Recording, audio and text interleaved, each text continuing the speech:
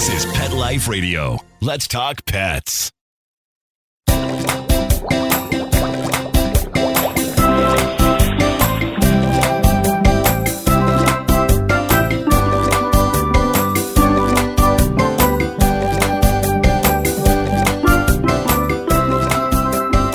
Welcome to Aquariumania. I'm your host, Dr. Roy Anong, speaking to you from the University of Florida's Tropical Aquaculture Laboratory. Thanks for joining us. The United States ornamental fish aquaculture industry began to develop around the 1930s and 40s in west central Florida through the efforts of a number of aquarium fish pioneers.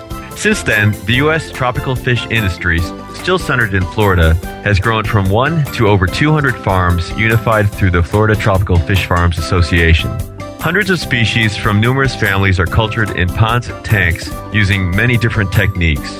One of these pioneering families, the Straubs, moved from Long Island, New York to begin fish farming in 1940 on the east coast of Florida. And Walter Straub Tropical Fish Farm still produces and sells fish today. When Walter H. Straub was growing up, he helped his father, Walter Sr., raise fish in those early days and learned to appreciate and enjoy aquarium fish farming. He learned the ropes for many years before officially taking over the business in 1974. Since the early days, Walter has watched the industry change and over the past 60 years has seen many different things occur. Join us for a journey back to early aquarium fish industry days and then a look into the industry's future from Walter's time machine. We'll be right back after a word from our sponsors.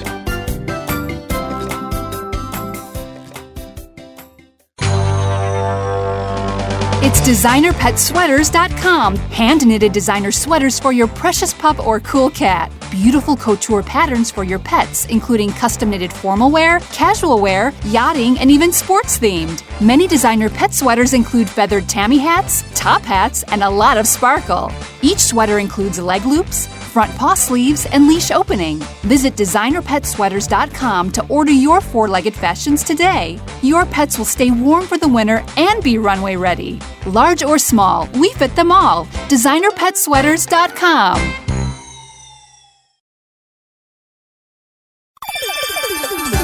Let's Talk Pets on PetLifeRadio.com.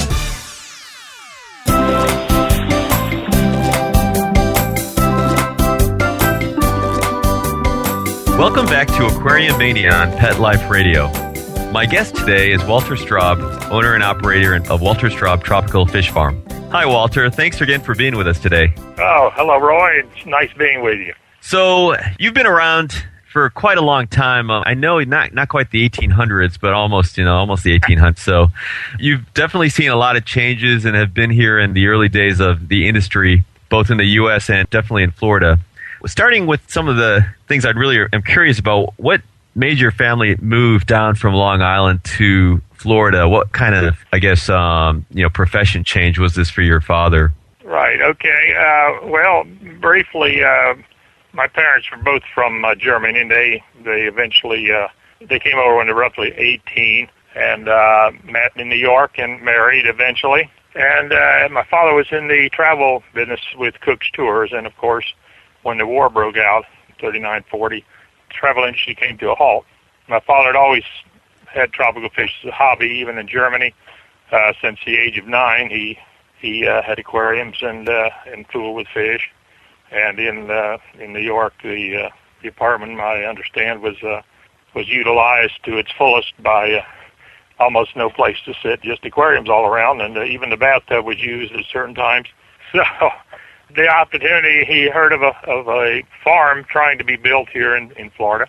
So at that time, as times are maybe now, for a lot of people, things looked pretty good. So we all got put in the Model A Ford, 1930 model, and down we came. So how long did it take you guys to drive down from Long Island? Well, there were probably about 6 or 8 flats on the way. Of course, I was only a year and a half old, so I can't remember too much.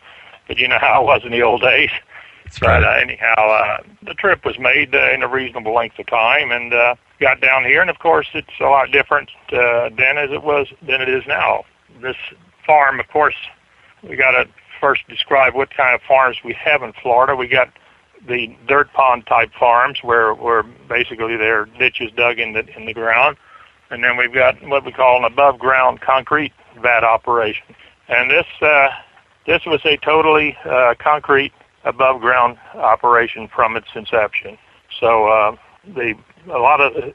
quite a few pools were built at that time already. I remember there were 40 vats that were 12 by 20 foot in size and about 3,000 gallon capacity each, and they were built. And if you can imagine, they were formed and poured by manual. There was no ready mix in those days, so this was quite an undertaking in those days, and plus a lot of smaller pools. And we started up down here. He did, I should say. I was, again, just an infant. So when I guess what was your earliest memory then? As you mentioned, obviously you came down pretty young. What was the earliest thing you remember about the farm? Well, probably mosquitoes. It was brutal. Just survival down here was brutal. I mean, there was no such thing as mosquito control of any type, and the mosquitoes would just eat you up when you went outside. We're kind of on the estuary here and in the river on the East Coast, and the fishing was great. There were a lot of mosquito wigglers, good food for the fish, but very tough on humans and animals. I mean, cattle were dying almost in the field, choking on the ingestion and suffocation from the amount of mosquitoes. You could just take them, your hands would be black. You could take a handful and swat them on the ground. They were just thick. So that's probably one of the worst things you can remember as a kid. Yeah, that's true, and definitely back then, obviously, a lot of the luxuries we take for granted now weren't around.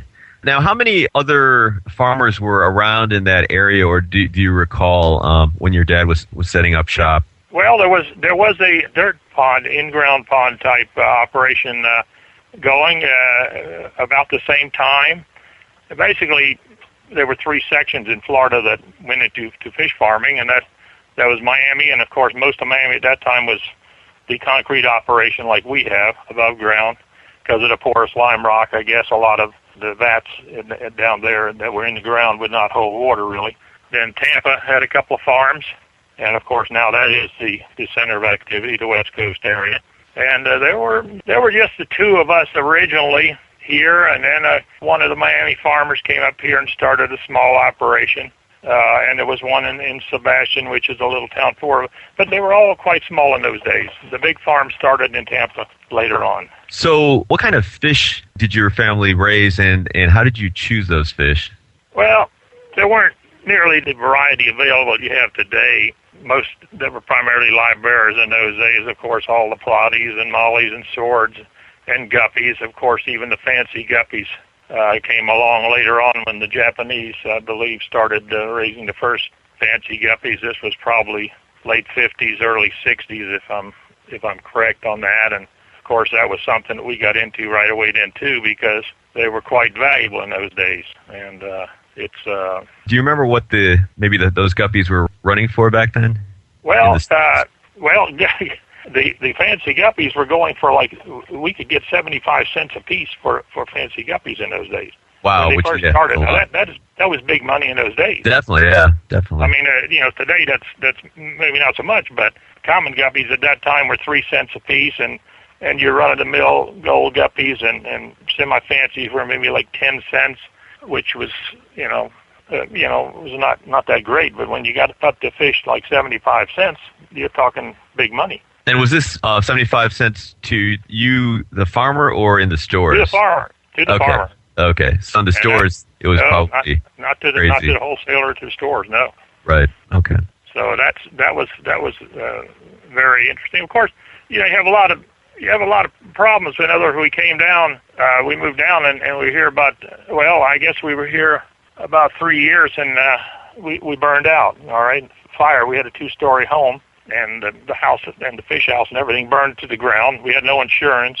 The family had no insurance. The closest fire station was Vero Beach, which was 19 miles away. And the time they got there, there was just a few ashes left. And so you had to start all over again. People were very helpful in those days. We had a neighbor that had another house that they weren't using at the time, and we lived in that house probably 5 years, totally free of any charge. She gave us dishes, and people looked out for each other in those days. it was a lot of it was a good America, you know. Yeah, that's definitely a good time, and Yeah, sure you appreciated those folks. no kidding. And we always remembered. I dissed this lady. They had a commercial grow, and as she got older in the 80s and 90s, I kept dissing her grow free until she passed on, and we just, you know, it was just the way it should be. Yeah, we're there in some places and getting there in others, and you know, but that definitely was a good time. And you mentioned live bears, and I think you had mentioned some other fish later. How did you get into some of these other fish you guys were breeding? All right, yeah, you know, we were in also, of course, tetras. We were raising all the pulchers and the head and tail eyes and the glow lights and rasboras, all that stuff. But of course, we didn't have very good water here. My father was actually one of the first to raise the neon tetras that Fred Koshu bought over. Well, the original one came in the Hindenburg back in whatever 34 or whatever. Okay. But we became friends with Fred Koshu in New York, and there were not that many people in the business in those days, so everybody was friendly to everyone else. Albert Greenberg in Tampa, we'd always get together. There was no competition. Everyone's out to help everybody else. And but in other words, he had the good Catskill water in New York and was able to one of the first to breed the neon tetra. And of course, came down here, and we had hard alkaline artesian well water. It was no go for all the tetras. So we eventually found no suitable water on our property. So we had to go out and collect water, which a lot of farms did. They may still do, to that matter, today. And you had to collect water from local ponds that were basically slightly modified rainwater, which was quite soft and neutral, or perhaps even a little acidic, and more or less the type of water that the tetras and all the South American fish, you know, required. So, I mean, there were even I know someone in South Florida. They built a big farm in the Pompano area. Didn't have a proper breeding water available, and they had to get a gasoline tanker truck, and water was brought in from other areas where the water was usable. So you had definitely a lot of challenges, and you're right. We in Florida, our groundwater's pretty hard.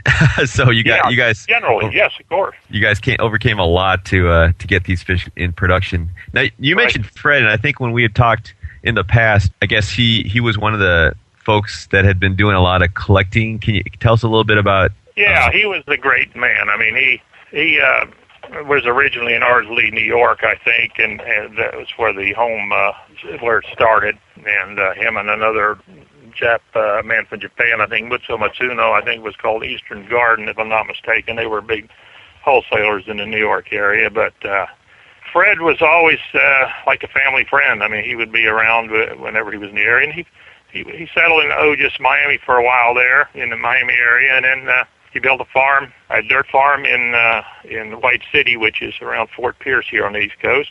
And he set up a holding facility and distribution facility in the Vero Beach Airport. And this was, I was a teenager in high school. I got my first job with Fred. This was about 1954. I was 16, and I went to work for Fred and Vera during the summer and made enough money to buy my first car. Nice.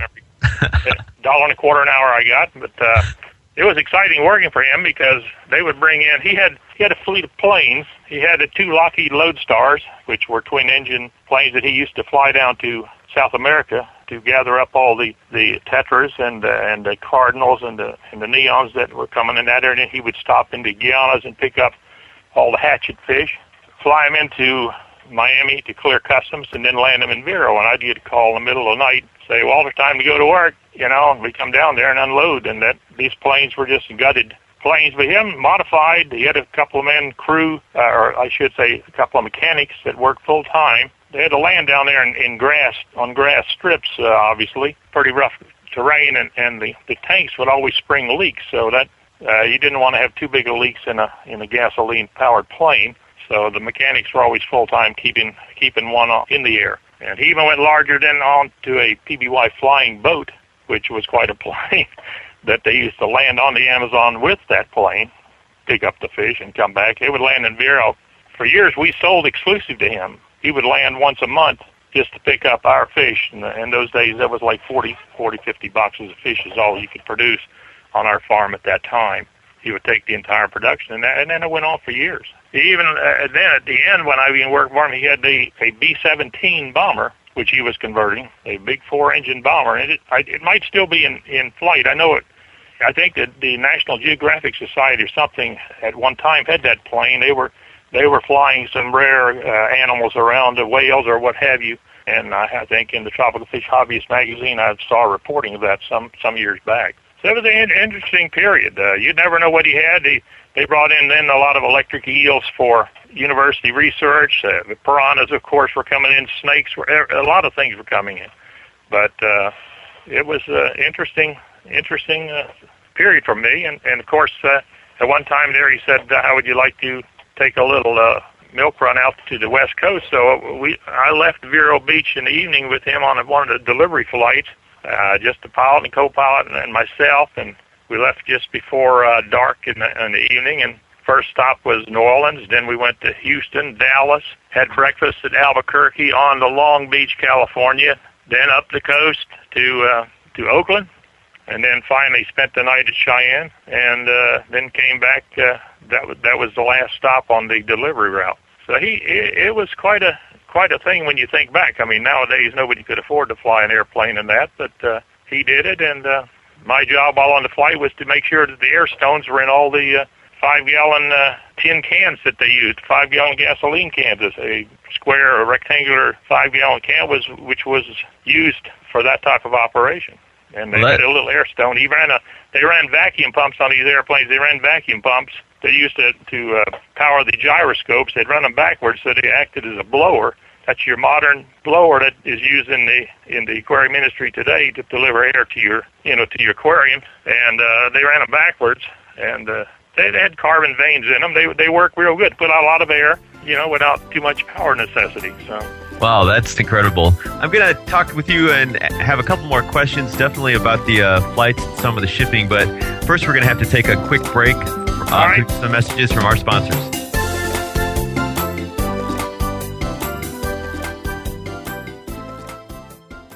Molly, here's your dinner. Zeus, that's not your food. Don't let that happen to your precious cat. Elevate your cat's eating experience with the Cat Tree Tray. The Cat Tree Tray keeps your cat's food off the floor and conveniently located on the cat tree. It's the perfect way to eat. It's a beautiful wrought iron tray that easily attaches to your cat tree and keeps dogs and other critters out of your cat's dish. A must for multi-pet households. There's a 6-inch tray for large bowls and a 4-inch tray for smaller bowls. Purchase your Cat Tree Tray today. Go right now to cattreetray.com. That's cattreetray.com. cattreetray.com.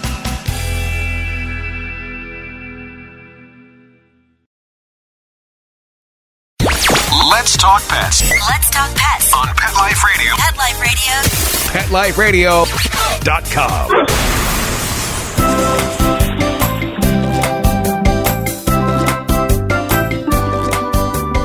Welcome back to Aquariumania on Pet Life Radio.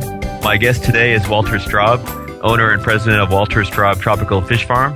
So, Walter, you were talking a little bit about, I guess, the aeration. So they had blowers, they had modified blowers for keeping air stones and aeration in these tin cans. What kind of densities or how many fish were they putting in these tin cans, and were they changing water out as well? What were some of the logistics involved with keeping these fish alive for these long flights? Yeah, well, there was Fred Koshy had a couple of key men working for him at Vero Beach that were your, I guess you'd call them modern chemists. There were not many medications available in those days. We used acroflavin, sulfathiazole, just a few things. And obviously these fish, most of them, or all of them, I should say, came out of the wild. All the discus also. I could go on and name all the fish, but most people are aware of roughly what comes out of that area of the country. Right. And they're all saltwater loving fish. It's not like you're talking about East Africa where you're getting into the African cichlid type thing, which I'm into now. But he was a great fish man, a man by the name of Gus Matt. He also lived in Vero, and we also used to socialize. Our families used to get together. But he was quite a guy. He would know how to bring these fish around, and when he was there, the mortality was really quite impressively low for what you think about, how crude it was in those days. And of course, these little cans, they just were a rectangular, it looked like a bread box, right? And had a hole cut in the top and a little sliding lid to keep the fish from jumping out. And they would store everything in that same box. You'd find a snake in there. You never know when you unload. There were hundreds of these boxes. Just had to be careful what was in there. But the air stones, it was just as far as concentrations. Again, it goes about what size fish we're talking about. Small fish. The neons were not all that small in those days. They were fairly nice sized fish that they used to bring in, and you could possibly, depending on how long the flight was, maybe 100 neons in a can. Maybe it's just like shipping would be for us.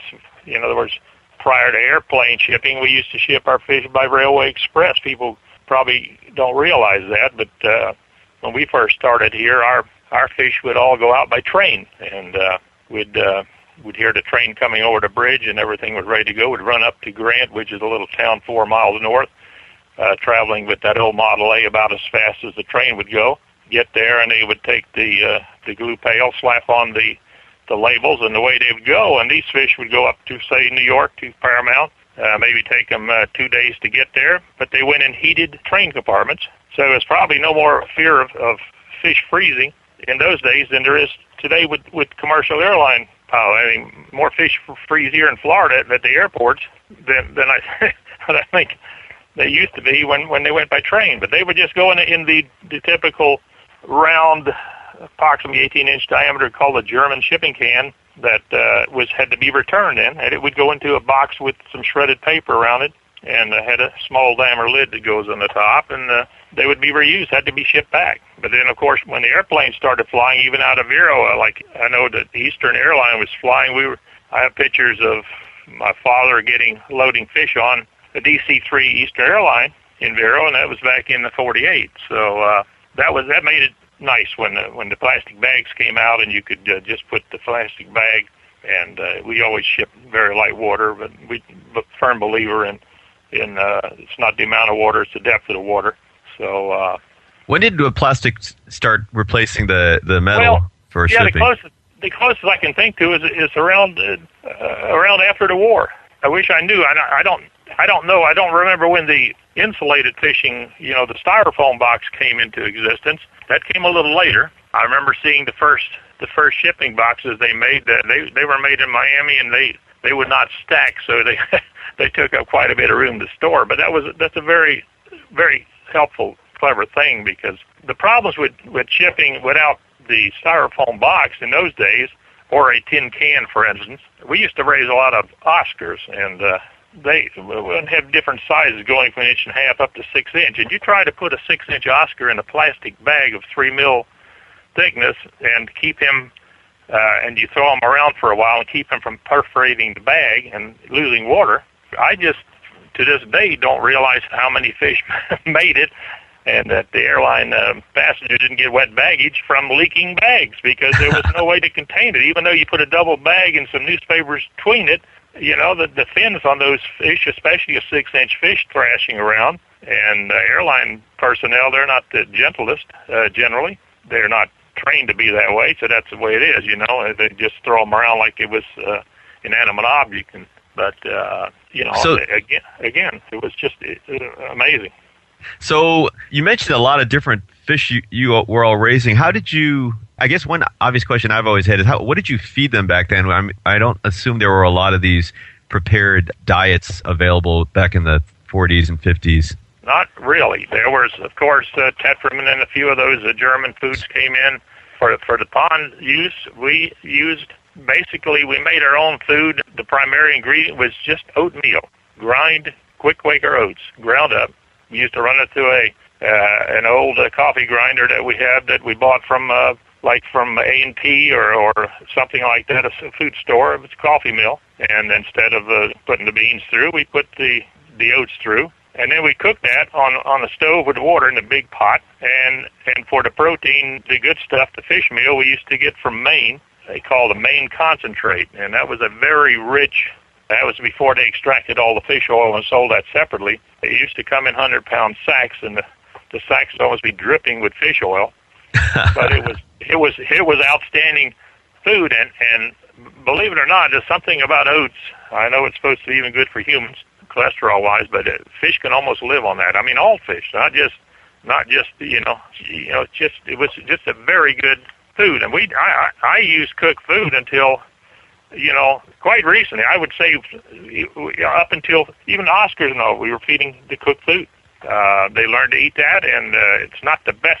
It clouds the water a little bit. Obviously, it's not good for aquarium use, but commercially, we did well with it. So we live with that. But of course, now we got a lot of great foods to pick from, pellet type, you name it, and things are a lot easier now. What about the really young, fry or larvae? What were you feeding them? Brine shrimp, and egg powder.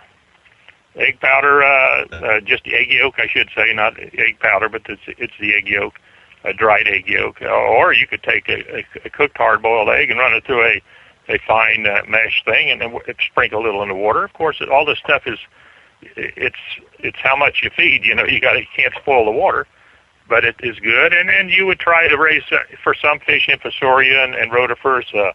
When you raised some tetras like penguins and all, penguins have a very tiny young. And the Utah egg was a little too large for them to consume at first bite, so you'd have to kind of raise the San Francisco Bay brand, the Bay eggs from the San Francisco Bay, which is a little smaller shrimp, and you'd start them off for a couple of days on that, and then you could switch over to the Utah egg.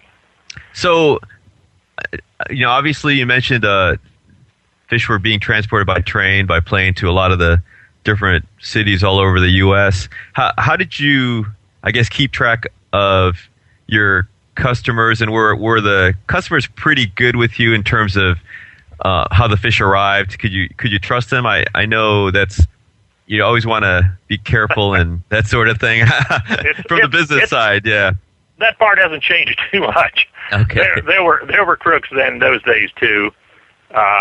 But you had to just know who you were shipping with, and again, people like Paramount, we never got burned with them, and all the other customers we had, they were all good. But there are a few you have to get a feel for that, and I'm just when I hear people getting burned in businesses nowadays, and it's sad. You just but sometimes I guess it's desperation, but. If there's any doubt in my mind, I won't ship. And I had a wholesaler in New York that was going under, and I wasn't aware of it. And one of his employees intercepted his shipment, sent them back to me at the airport. Called them, told them to send them back, and the shipment arrived that night. And I went to Orlando, picked them up, and at least didn't lose that shipment. That's good. We don't have much trouble with people that don't pay. And of course, I guess nowadays they're using a lot of charge cards and this and that, which I haven't gotten into at all. But you have to be careful. There are crooks just as in every business, I guess. So I know you officially took over, even though I'm sure you were probably doing a lot of the business and of operating the facility as your father was getting older. As you took over, were there any major changes? And also, how did you end up getting more into the African cichlids, which is kind of how I've known you really for the past many years doing African cichlid production? Yeah, well, you kind of, if you get into this business, you have to raise what you think or there's a market for, and of course markets change. One of the big things that hurt this business was when the imports first started coming in. Again, we can always compete with people in our own country here. We all have the same problems. We have to buy roughly the same food. We all have to pay our taxes for this and that and the other thing, and all our problems are universal, so to speak. But when the imports came, well, we tried as an East Coast bunch. We appointed a local farmer, a small guy, to go up to Washington and try to put a halt to this. This was, well, my father was alive. I don't know. It was in probably in the early '60s, and of course, it did no good whatsoever. So you had to learn to live with it, and consequently, you're raising different fish than you did then. And I think even today, the American and primarily the Florida-grown fish will always survive, and the stress and so forth that they put on the imports is just a little. It's a little too much for the fish, and it shortens the life of them, and the people that get them are not all that happy. I mean, I think through the years I've seen even change going back, and I think that'll happen even eventually with, well, just about everything we buy now. That is nothing is made over here anymore. So, but I think with the fish, you get a fish that hasn't been tranquilized, he hasn't been stressed by shipping, and perhaps almost froze to death somewhere along the route, or he suffocated almost, and he's not the prime thing. We've always, I mean, my father instilled in me quality, and that's how we've survived from the start, and that's the way it'll always be. And when I sell a fish that goes out of here, it has to be a fish that I wouldn't mind having myself. I'm not in it for just the money, because if you want to get rich, you may be in the wrong business, but it's a hobby that kind of consumes you. But again, quality is probably the thing you need to always consider. Have a good product. No, I agree. Quality is definitely important, Walter. So, Given everything we've talked about and all those decades you've been in the industry, how would you say today's challenges for the industry differ or are the same as the way back when? Well, every period has its challenges. You eliminate a few of them, and you always run into new ones. Going to have a problem down the road with scarcity of water or usable water. Let's put it that way. I think we're going the wrong way on that as far as the future goes. I mean, we just even in our county here, they just approved the county commission another 13,000 homes, and they're talking about cutting the watering down to once a week for your lawns, and people will get frustrated, and then they'll be leaving the state and all that. But how does it affect the fish business? Hopefully not too much. We're all using, I think, less water than we did years ago, and we just have to try to live with it. Otherwise, the regulations, well, we have some pretty good people in this industry that, the FTFFA and so forth and so on, that helps us a lot. And even if we have disease problems, people like yourself and the Tropical Aquaculture Laboratory, is something we didn't have in those days. All the challenges then you were on your own, and so that's more or less. I don't see anything that way. And as far as the industry goes, I think there'll always be a huge hobby. I think all this electronic stuff. I think eventually the games will wane a little more, and there's something nice about having something living in an aquarium, and of course, learning how to bring that fish along. A lot of times you don't have a good experience maybe with your first outing as an aquarium owner, and start a little small, and say if you lose a little something, well, you can keep trying, and you learn, and then pretty soon, as you seem to grasp the knowledge of how to keep fish, you'll keep going, and it'll bite you pretty soon, and it goes on. It's just like happened with my father and myself. It's I'm still fascinated by fish and the challenges of breeding that fish, trying to replicate the conditions that fish had where it lives in nature, and it keeps me interested. Well, thank you very much, Walter. Unfortunately, we're out of time. You've got such a great amount of knowledge and wisdom, and over the years, I know have done quite a bit to help push this industry forward. I definitely want to thank you for taking your time out, and also to our producers, especially Mark Winter, for making this show possible. I encourage all of you to visit my Aquariumania blog on Pet Life Radio. Also, if you have any questions, comments, or ideas for a show, email me at drroy, DRROY, at petliferadio.com. That's Dr. Roy at petliferadio.com. If you're over in Florida, be sure to visit the Aquariumania exhibit at the Florida Aquarium in Tampa. And until next time, please visit your local aquarium stores and keep your tanks and fish healthy and happy. Let's Talk Pets, every week on demand, only on PetLifeRadio.com.